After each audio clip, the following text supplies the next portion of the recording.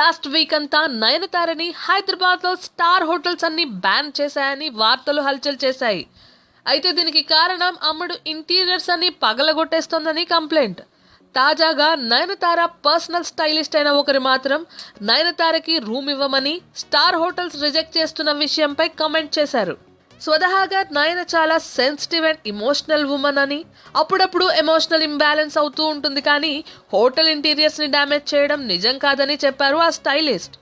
ఓ leading హోటల్లో దిగిన నయనతారకు తన రూమ్లో ఓ సీక్రెట్ హిడెన్ కెమెరా అమర్చి ఉండడం కనబడడంతో మేనేజ్మెంట్ని పిలిచి చివాట్లు పెట్టింది, కానీ ఎలాంటి హోటల్ ఇంటీరియర్స్ని డ్యామేజ్ చేయలేదని నయనతార పర్సనల్ స్టైలిస్ట్ చెప్పారు.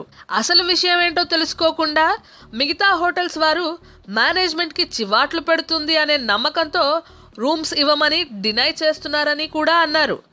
అయినా బేగంపేట్లో నయనతారకి సొంత ఫ్లాట్ ఉందట.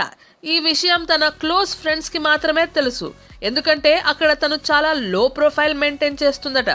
కాంట్రవర్సీ అవ్వకూడదని హిడెన్ కెమెరా పెట్టిన స్టార్ హోటల్ పేరు నయన రివీల్ చేయట్లేదట. ఇలా హిడెన్ కెమెరాల బారిన ఇంతకుముందు చాలా హీరోయిన్లే పడ్డారు.